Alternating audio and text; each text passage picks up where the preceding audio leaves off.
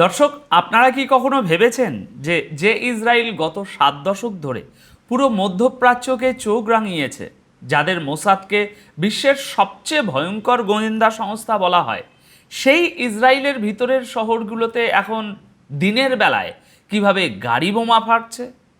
আপনারা কি জানেন যে আমেরিকা ইরানকে প্রযুক্তিগতভাবে পিছিয়ে পড়া দেশ বলে প্রচার করত, সেই ইরান আজ ল্যাবরেটরিতে বসে এমন এক আর্টিফিশিয়াল ব্রেন বা কৃত্রিম মস্তিষ্ক তৈরি করে ফেলেছে, যা সিলিকন ভ্যালির ঘুম হারাম করে দেওয়ার জন্য ভাই যথেষ্ট। আজ আমি আপনাদের সামনে জিওপলিটিক্যাল দুনিয়ার এমন কিছু এক্সক্লুসিভ ব্রেকিং নিউজ নিয়ে এসেছি, যা পশ্চিমা মিডিয়া আপ্রাণ চেষ্টা করছে ধামাচাপা দেওয়ার।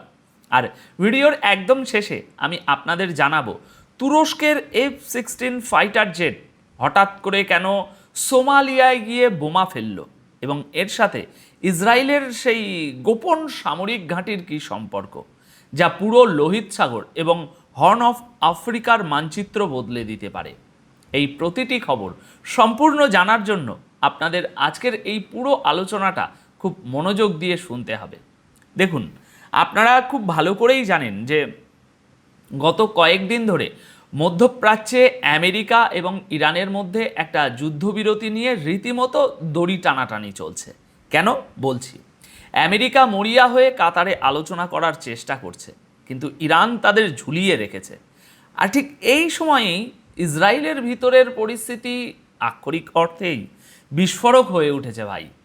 লজিক্যালি চিন্তা করুন দর্শক, আজ 1 জুলাই 2026 ইসরায়েল থেকে একটা খবর এসেছে, যা প্রমাণ করে যে তাদের অভ্যন্তরীণ নিরাপত্তা ব্যবস্থা কিভাবে ভেঙে পড়েছে। গতকাল 30 জুনের সন্ধ্যায় খবর আসে যে ইসরায়েলের উত্তর অঞ্চলীয় শহর হাইফাতে একটা গাড়ি বিকট শব্দে বিস্ফোরিত হয়েছে। এই গাড়ি বোমার আঘাতে পুরো এলাকায় আগুন ছড়িয়ে পড়ে এবং অন্তত একজনের মৃত্যুর খবর পাওয়া যায়। ইরানের তাসনিম নিউজ এজেন্সি এই ঘটনার ভিডিও প্রকাশ করেছে। কিন্তু দর্শক, সবচেয়ে আশ্চর্যের বিষয় কি জানেন? ইসরায়েলি মিডিয়া এই ঘটনাকে কি বলে ধামাচাপা দেওয়ার চেষ্টা করছে জানেন? তারা বলছে এটা নাকি গ্যাং ওয়ার বা আন্ডারওয়ার্ল্ডের প্রতিশোধমূলক হামলা। চিন্তা করুন দর্শক, মাত্র 2 দিন আগে ইসরায়েলের জাফা এবং হোলেন শহরেও একইভাবে গাড়ি বোমা বিস্ফোরিত হয়েছিল। 3 দিনের মধ্যে ইসরায়েলের ভিতরে 3টে বড় গাড়ি বোমার বিস্ফোরণ। একটা দেশ যাদের চারপাশের সীমান্তে যুদ্ধ চলছে, যাদের উপর ইরানের যে কোনো মুহূর্তে হামলা করার কথা, সেই দেশের ভিতরে যদি 3 দিন ধরে গ্যাং ওয়ারের নামে গাড়ি বোমা ফাটতে থাকে, তাহলে সেই দেশের ইন্টেলিজেন্স বা গোয়েন্দারা আসলে কি করছে? এটা কি সত্যিই কোনো সাধারণ গ্যাং ওয়ার, নাকি ইসরায়েলের ভিতরেই কোনো স্যাবোতাস বা চোরা গোপ্তা হামলা শুরু হয়ে গেছে, যা তারা বাইরের দুনিয়ার কাছে লুকাতে চাইছে? যখন একটা দেশ যুদ্ধে হেরে যায়, তখন তাদের ভিতরে ইকোনমি এবং ল অ্যান্ড অর্ডার এইভাবেই ধ্বংস হয়ে যায়। ইসরায়েল আজ সেই পতনেরই সাক্ষী হচ্ছে। এবার আসুন দেখি জিওপলিটিক্যাল দাবার বোর্ডে তুরস্ক কি ভয়ঙ্কর একটা চাল দিয়েছে। গতকাল 30 জুন 2026 খবর। এই খবর অনুযায়ী তুরস্কের F-16 ফাইটার জেটগুলো সোমালিয়ায় গিয়ে একটা ভয়াবহ বিমান হামলা চালিয়ে এসেছে। সোমালিয়ার প্রতিরক্ষা মন্ত্রণালয়ের আনুষ্ঠানিক বিবৃতি অনুযায়ী সোমালিয়ান আর্মির সাথে মিলে তুরস্কের বিমান বাহিনী আল শাবাব জঙ্গিদের ঘাঁটিতে এই হামলা করেছে। সোমালিয়ার সরকারের দাবি, এই হামলায় আল শাবাবের অন্তত 35 জন যোদ্ধা নিহত হয়েছে এবং 20 জনের বেশি আহত হয়েছে। সেখানে বড় ধরনের অস্ত্রভাণ্ডার ধ্বংস হওয়ারও প্রমাণ পাওয়া গেছে। কিন্তু দর্শক, আপনারা কি ভাবছেন এটা শুধু একটা সন্ত্রাস বিরোধী অভিযান? যদি আপনারা এটাই ভেবে থাকেন, তাহলে আমি বলবো আপনারা জিওপলিটিক্সের আসল খেলাটা মিস করছেন। লজিক্যালি ব্যাপারটার গভীরতা একটু মাপার চেষ্টা করুন। তুরস্ক কেন হঠাৎ করে হর্ন অফ আফ্রিকায় বা সোমালিয়ায় তাদের ফাইটার জেট পাঠালো? দর্শক, এর উত্তর লুকিয়ে আছে সোমালিল্যান্ড নামের একটা বিতর্কিত অঞ্চলে। আপনারা জানেন সোমালিল্যান্ড সোমালিয়া থেকে আলাদা হয়ে স্বাধীন রাষ্ট্র হওয়ার ঘোষণা দিয়েছে, কিন্তু পুরো পৃথিবীতে একমাত্র ইসরায়েল ছাড়া আর কেউ তাদের সেভাবে স্বীকৃতি দেয়নি। শুধু স্বীকৃতিই নয়, ইসরায়েল এই সোমালিল্যান্ডে একটা সামরিক ঘাঁটি তৈরি করার চেষ্টা করছে, যাতে তারা লোহিত সাগর এবং এডেন উপসাগরের উপর নিজেদের নিয়ন্ত্রণ প্রতিষ্ঠা করতে পারে। আর ঠিক এমন একটা টালমাটাল সময়ে তুরস্ক তাদের F-16 পাঠিয়ে সোমালিয়াকে সাপোর্ট দিচ্ছে। এর মানে কি? এর মানে হলো তুরস্ক আক্ষরিক অর্থেই ইসরায়েল এবং তাদের স্পন্সর করা সোমালিল্যান্ডকে একটা কড়া মেসেজ দিচ্ছে। তুরস্ক বুঝিয়ে দিচ্ছে যে হর্ন অফ আফ্রিকায় ইসরায়েলের কোনো দাদাগিরি বা প্রক্সি গেম তারা চলতে দেবে না। এটা হচ্ছে এরদোয়ানের একটা ডিরেক্ট জিওপলিটিক্যাল স্টেটমেন্ট। তুরস্ক এখন শুধু মিডল ইস্ট নয়, আফ্রিকার জিওপলিটিক্সেও একটা সুপার পাওয়ার হিসাবে নিজেদের প্রতিষ্ঠিত করছে এবং ইসরায়েলের এই সম্প্রসারণবাদকে রুখে দিচ্ছে। দর্শক, পশ্চিমা বিশ্ব সবসময় আমাদের বোঝানোর চেষ্টা করছে বা করেছে টেকনোলজি বা প্রযুক্তির দুনিয়ায় শুধু আমেরিকা বা ইউরোপই রাজত্ব করতে পারে। সিলিকন ভ্যালি বা মাইক্রোসফট ছাড়া নাকি দুনিয়া অচল। কিন্তু আজ আমি আপনাদের ইরানের এমন একটা বৈজ্ঞানিক অর্জনের কথা বলবো, যা শুনলে আপনারা বুঝতে পারবেন যে নন ওয়েস্টার্ন দেশগুলো এখন কতটা অ্যাডভান্স হয়ে গেছে। গতকালকের খবর, গতকাল 30শে জুন 2026 তারিখে ইরানের মেহের নিউজ এজেন্সির একটা খবর পুরো বিশ্বের সায়েন্টিফিক কমিউনিটিকে নাড়িয়ে দিয়েছে।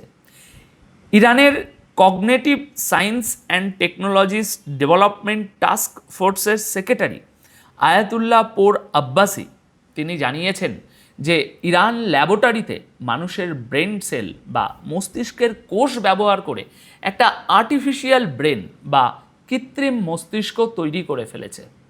দর্শক, এটা কোনো সায়েন্স ফিকশন বা সস্তা খবর নয়। ইরান এমন একটা টেকনোলজি ডেভেলপ করেছে যেখানে মানুষের নার্ভ সেগুলোকে ল্যাবরেটরিতে বাঁচিয়ে রেখে সেগুলোকে মেশিনের সাথে কানেক্ট করে একটা লার্নিং নিউরাল নেটওয়ার্ক তৈরি করা হচ্ছে, অর্থাৎ মানুষ এবং মেশিনের একটা ফিউশন। আব্বাসি দাবি করেছেন এই বায়োলজিক্যাল কম্পিউটিং টেকনোলজির দুটো সবচেয়ে বড় সুবিধা আছে। প্রথমত, এর প্রসেসিং স্পিড বর্তমান সিলিকন চিপের চেয়ে বহুগুণ বেশি হবে, এবং দ্বিতীয়ত এই চিপে বিদ্যুতের খরচ বর্তমানের এআই চিপের তুলনায় 10 লক্ষ গুণ কম হবে। আপনারা কি বুঝতে পারছেন এর অর্থ কি? যদি ইরান এই টেকনোলজিকে কমার্শিয়াল লেভেলে বা বাণিজ্যিক স্তরে নিয়ে যেতে পারে, তবে আমেরিকার এআই মনোপলি বা একচেটিয়া আধিপত্য চোখের পলকে ধ্বংস হয়ে যাবে। যে দেশকে আমেরিকা স্যাংশন দিয়ে দমিয়ে রাখতে চেয়েছিল, সেই দেশ আজ সুপার কম্পিউটার এবং বায়োলজিক্যাল কম্পিউটিংয়ের দুনিয়ায় আমেরিকার সমকক্ষ হয়ে দাঁড়াচ্ছে। এটাই হচ্ছে মাল্টিপোলার বিশ্বের একটা বিশাল বৈজ্ঞানিক বিজয়। দর্শক, ভিডিও শুরুতে আমি আপনাদের কাতারের সেই কাল্পনিক মিটিংয়ের কথা বলেছিলাম, যেটার কথা ডোনাল্ড ট্রাম্প বারবার গলা ফাটিয়ে প্রচার করেছিলেন। কালে এই নিয়ে খবর করেছি, কিন্তু আমি বলেছিলাম ট্রাম্পের এই ফাঁপা বুলির পেছনের সত্যটা আমি আপনাদের জানাবো। দেখুন, ডোনাল্ড ট্রাম্প দাবি করেছিলেন যে গতকাল 30শে জুন কাতারে আমেরিকা এবং ইরানের মধ্যে একটা মিটিং হবে, কিন্তু আজ 30শে জুন পার হয়ে গিয়েছে, দোহাতে কোনো মিটিং হয়নি, যেমনটা কাল বলেছিলাম। ইরান আক্ষরিক অর্থেই আমেরিকাকে রাস্তায় দাঁড় করিয়ে রেখেছে। চীন বারবার আমেরিকা এবং ইরানকে বলছে আলোচনা চালিয়ে যেতে, কারণ বিশ্ব অর্থনীতি মারাত্মকভাবে ক্ষতিগ্রস্ত হচ্ছে। কিন্তু ইরান জানে যে তেলের দাম যত বাড়বে, ট্রাম্পের মিড টার্ম ইলেকশন জেতার স্বপ্ন ততটাই ফিকে হয়ে যাবে। তাই ইরান এখন খেলছে কৌশলগত বিলম্ব গেম।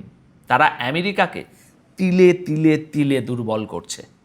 আমেরিকা আজ এমন একটা জায়গায় এসে দাঁড়িয়েছে যে একদিকে তাদের মিত্র ইসরায়েলের ভিতরে 3 দিন ধরে গাড়ি বোমা ফাটছে এবং তারা সোমালিয়ায় তুরস্কের কাছে জিওপলিটিক্যালি এক প্রকার কোণঠাসা হচ্ছে।